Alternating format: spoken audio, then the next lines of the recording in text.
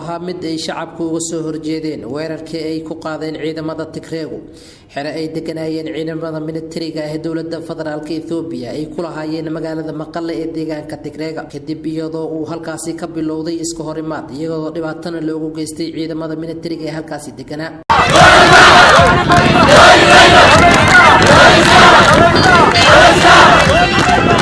waxaa mudaharaadkan lagu taageerayay ra'iisul wasaaraha dalka Dr. Abiy Ahmed iyadoo dhanka kalena looga soo horjeeday xisbiga TPLF ee deegaanka Tigreega kaasoo la sheegay in ka badan 20 sano oo uu maamulayay Itoobiya inuu ka geystay xasuuq baan soo baxan waxaa lagu qabtay garoonka kubadda cagta ee Jigjiga Stadium ee magaalada Jigjiga iyadoo ay kala soo qayb galeen shacabku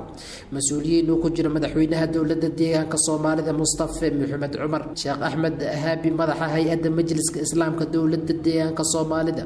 ayaa ka waramay dhibaatayntii TPLF ay u geysatay shacabka Soomaalida iyo guud ahaan Itoobiya boqolkiiba boqol ayaan garab taaganahay hiil iyo hooba waan ku garab taaganahay haddaan nahay deegaanka Soomaalida waxaan dawladda ka codsanaynaa markay tallaabooyinkooda soo dhammaystiraan ciidannimo in kooxahaas TPLF ee dhiigyacabka ah sharciga la hor keeno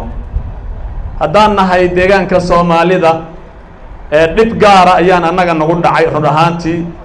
dhib waxa inagu dhacay ka baxsan deegaamada kale ayaa 27 sano ina soo haystay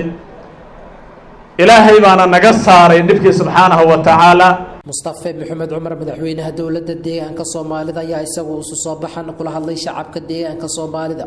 isagoo ka sheekeeyay dhibaatayntii ay geysteen TPLF waxa uu sheegay madaxweynuhu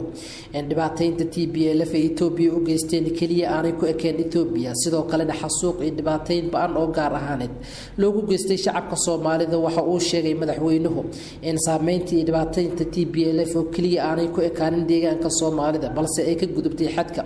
iyagoo u deegaanada dhulka Soomaalida weerarkii qaawanaa ee foosha xumaa ee ay ku qaaday ciidamada qaranka qaybtooda waqooyiga saddex inaan codsano in maxkamad la keeno kuwa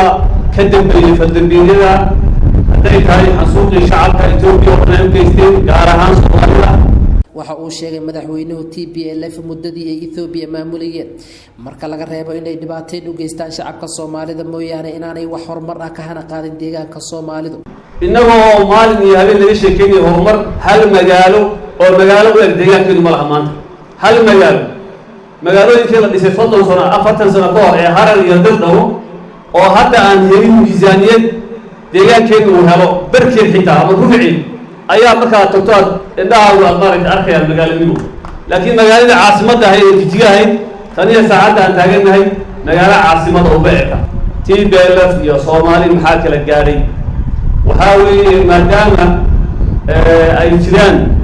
dad fara badan oo TPLF markii dhibaatada ay geysanaysay garab siinayay waxaa laga yaabaa shacabka in la jaahwareerinayo meelaha qaarkood looga dhigayo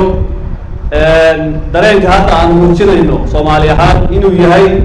mid ama isqornimo ah ama horboodida oo cid kale aan ku raali gelinayno dhab ahaan shacabka deegaanka Soomaalida wuxuu ka dareensan yahay in 27 sano ee TPLF ay talada haysay lagula kacay dil boob